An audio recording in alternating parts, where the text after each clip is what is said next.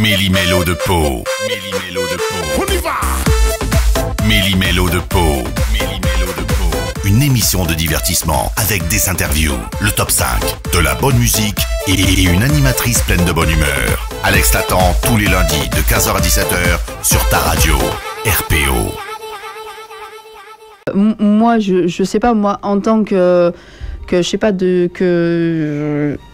personne lambda qui connaît pas Mustapha, qui suit comme ça, parce que j'ai vu l'article quelques jours avant dans le Sud-Ouest, le vendredi, je me dis, attends, c'est un record, pourquoi il n'y a pas une télé nationale? Alors, est-ce que, moi je parle, peut-être je vais lancer une polémique, est-ce que c'est parce que tu n'es pas, entre guillemets, j'aime pas ce mot, valide? Ou est-ce que parce que t'as pas payé ou t'es pas copain avec monsieur machin truc du ministère des Sports?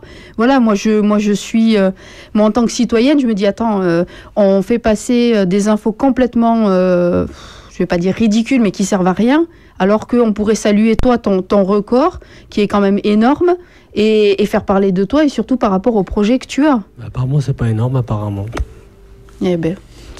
C'est la vie. Hein. Oui, tout à fait, oui. Bon, j'espère. Bon, après, on espère. Il y a Internet aussi, donc le fait qu'il y ait Internet, peut-être que ça relayera et peut-être que... Bon, voilà. Moi, c'est mon point de vue personnel. Hein. Moi, ce genre d'exploit, c'est comme n'importe quel record, que ce soit valide ou pas valide. Moi, ça passe à TF1, quoi.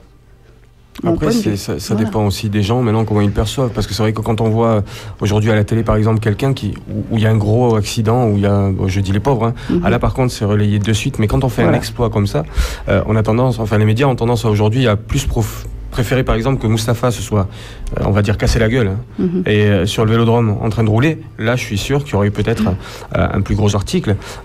Mais aujourd'hui, faire un record, même... de personnes même valides, on va dire, hein, des fois. Il y en a qui détiennent, qui ont de très gros records. Hein. Pascal Leroux, qui a fait les 24 heures sur plat, sur route. Vous avez jamais entendu parler de ça à la télé. Il a fait quand même 24 heures. Bon, en s'arrêtant, lui. Il a fait un record du monde de 839 km. Mais personne n'en a parlé. Ça, voilà, c'est des exploits qui ne sont pas relatés, je sais pas, c'est... bizarre. Oui, c'est bizarre. On va dire ça comme ça, c'est bizarre. Mustapha, on parle un petit peu de ce projet. Tu pars dans 15 jours, 3 semaines à peu près, pour aller à New York, c'est ça? Tu m'entends peut-être pas, je sais pas où tu vas. Le programme, c'est de la traversée des États-Unis. Voilà. Le projet fou là, que j'ai lancé officiellement juste après Pau Casablanca en 2008. Et comme mon agent de com, il a dit, j'ai galéré. Et voilà, hein, le destin a fait qu'on se croise. Moi, j'appelle ça le triangle. M. Yayachi, M. Daoudi et moi. Et voilà, c'est ma petite famille, on va dire. Et aujourd'hui, on avance ensemble, main dans la main. Et puis, on prépare également la traversée des États-Unis. Donc, il y a une organisation qui est en train de se préparer que je ne connais pas. Tout ce que je sais, moi, c'est que je dois me préparer pour ça, que je continue. Et que cette traversée, elle ne s'effectuera pas en VTT, mais en vélo de course.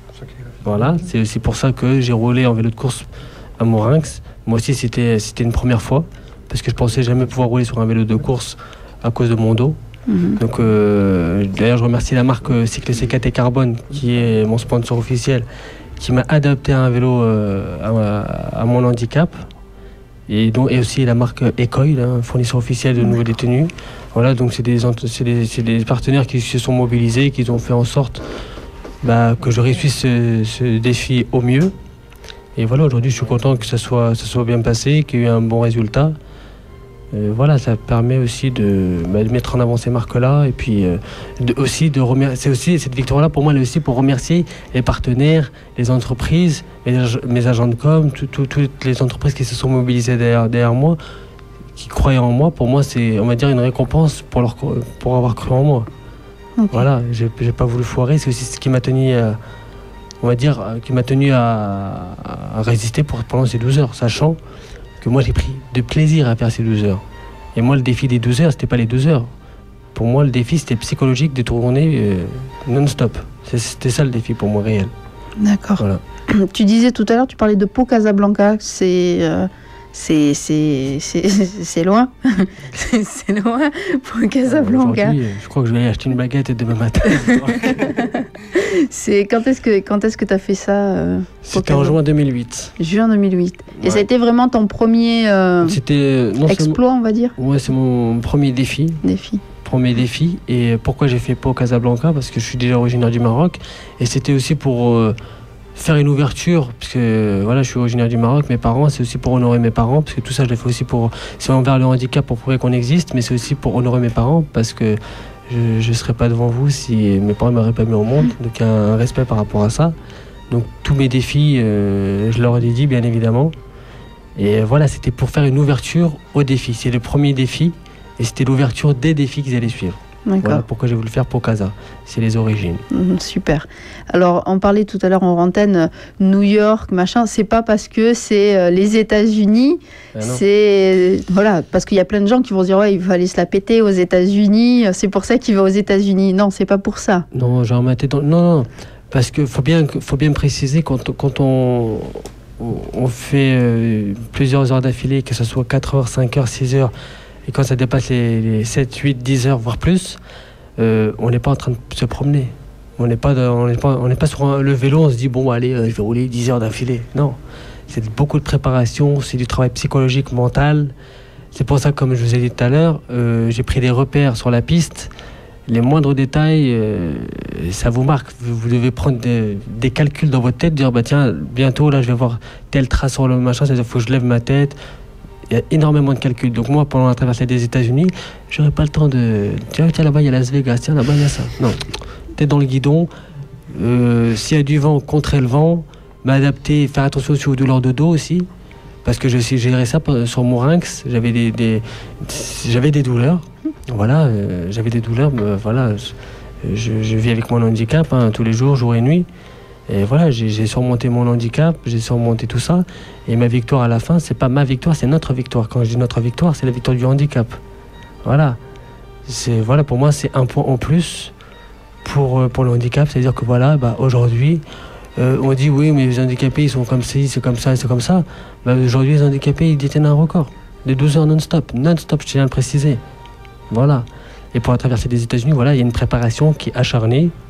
Il y a beaucoup de travail au niveau calcul, c'est sûr, mais les calculs, il faut les adapter par rapport à la préparation physique. Et tout ça, il y a mon équipe qui est derrière pour m'épauler, des coachs, voilà, il y a pas mal de personnes professionnelles qui sont derrière moi pour m'encadrer dans tout ça, pour réussir cette traversée US, qui est très attendue d'ailleurs par beaucoup de gens, qui me posent régulièrement la question. Et voilà, je constate aussi qu'il y a pas mal de gens qui s'intéressent à ce que je fais. Donc pour moi, quand ils me disent... Oui, c'est conséquent. Pour moi, il s'intéresse aussi à mon combat. Bien sûr. C'est aussi le but. Parce que tous les défis, que ce soit pour Casablanca, le record des 12 heures, ou que ce soit la traversée des États-Unis ou autre, parce que je compte bien j'espère bien poser le pied sur chaque continent. Faut pas oublier que tout ça, c'est le handicap. Parce que c'est pas Mustapha, il a fait ça avec Pau Casa, mais c'est bon, son handicap, il l'a plus. Le handicap, il me suit. Voilà. Donc, voilà, ça prouve aussi que voilà, quand on veut, on peut. Voilà. D'accord. J'ai été sur ton site www.mustaphatahif.fr que ce record-là était tenu par un valide en 8 jours, 9 heures et 47 minutes. Ouais. Donc, toi, tu as envie de le battre, ce record, je pense. C'est ton défi, c'est ça, voilà. Voilà, on a toujours envie de battre un record. Mais mon objectif principal, c'est de réaliser cette traversée. Déjà de la finir, là. Voilà, c'est de partir du point A au point B, au point Z, parce que c'est Z et B, je suis perdu là. Voilà, de réussir cette traversée dans un premier temps, et dans le deuxième, battre ce record. Parce qu'il ne faut pas oublier que cette personne-là, forcément, elle avait des douleurs de dos, elle avait des douleurs de jambes, des crampes, psychologiquement, il fallait s'accrocher. Mais moi, j'ai ça, plus mon dos. Plus ton dos. Voilà. Même si je me dis, c'est bon, je vais m'accrocher, si ça flanche, ça flanche. Voilà. Donc moi, j'ai entre guillemets ce fardeau en plus que j'accepte, que moi, j'ai pas trop le choix de l'accepter. Donc, bien évidemment, mon but, c'est au moins de me rapprocher au maximum de ce record. Et ne vous inquiétez pas que si je peux le battre, je le battrai. Je vais pas le laisser. Messages off, music on. RPO, plus de musique, plus de tubes, et tout ça sans pub.